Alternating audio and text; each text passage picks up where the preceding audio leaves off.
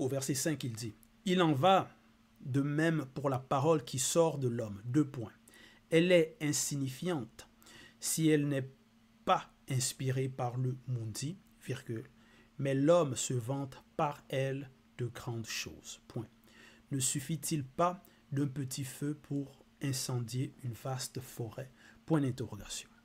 Donc, il faut savoir diriger, bien sûr, maîtriser, contrôler son corps. En cela, il faut savoir contrôler ce qu'on dit, sa parole, les propos qu'on sort de notre bouche.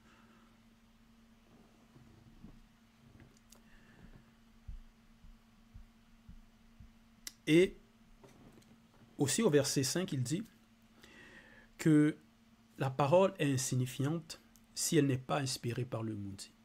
Donc en cela, on n'a pas aussi accordé de l'importance aux propos mensongers que ceux qui ne sont pas dans le verbe vont prononcer. On n'a pas à prêter attention à cela. Parce qu'il y en a comme ça qui vont se vanter de grandes choses par la parole, parfois se vanter des choses qu'ils n'ont même pas, peut-être de leur richesse et d'autres choses aussi. Ils vont peut-être dire, bon, ils ont la connaissance, ou certains vont dire que non, ils ont la révélation. Ce sont des enseignants, des pasteurs, Dieu m'a dit, le Saint-Esprit m'a mis à cœur. Donc voilà, ça va être des personnes fausses dans l'égarement qui vont égarer les autres. Donc par la parole, ils vont essayer de se vanter par rapport à leur position ou à leur capacité mentale, intellectuelle ou spirituelle. Verset 5, il dit aussi, « Ne suffit-il pas d'un petit feu pour incendier une vaste forêt ?» Point d'interrogation. Un petit feu pour incendier une vaste forêt. Dans le visible, par exemple, par rapport à ceux qui font la politique, par rapport à leurs paroles, comment ils vont s'exprimer, ils peuvent,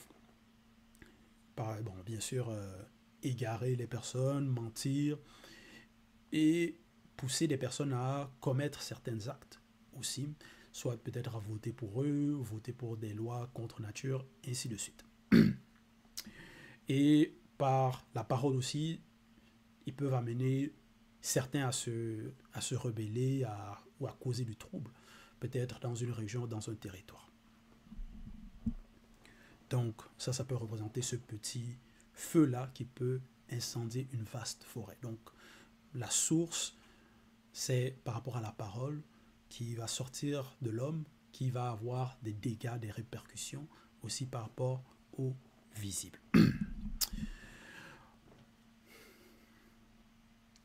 Verset 6, il est écrit, « Eh bien, virgule, la parole est pareille, la parole est pareille à un feu, point. Elle est issue de la manifestation de la pensée de l'homme et elle le souille tout entier, point. L'âme, par la parole, met le tourment dans toute votre vie, virgule, de la naissance jusqu'à la mort. » Point d'exclamation. Ce tourment vient du lieu de tourment de votre pensée issue de votre âme. Point.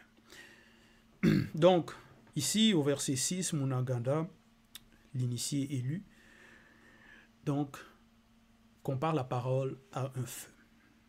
Et donne aussi par rapport à l'origine, d'où est-ce que cette parole-là, d'où est-ce que ça sort? Elle est issue, donc d'où est-ce qu'elle est issue? Elle est issue de la manifestation de la pensée de l'homme et elle le souille tout entier.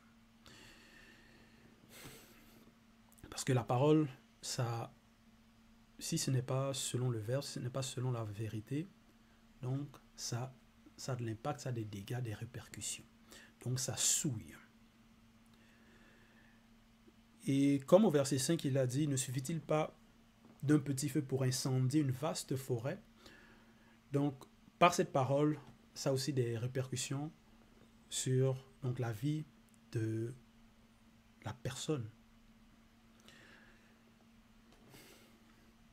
Et au verset 6, il explique que cette parole-là peut mettre du tourment dans la vie de la personne.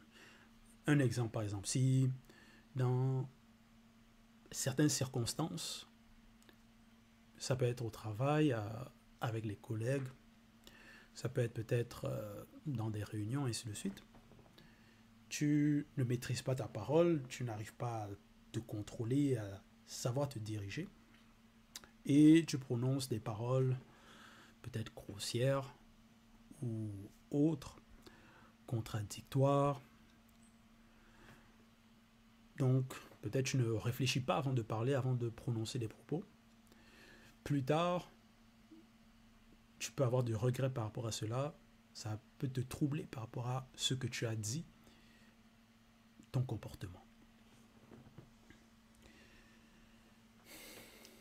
Donc voilà, au verset 6, il dit « Ce tourment vient du lieu de tourment de votre pensée issue de votre âme. » Et il dit aussi donc l'âme par la parole met le tourment dans toute votre vie, virgule, de la naissance jusqu'à la mort.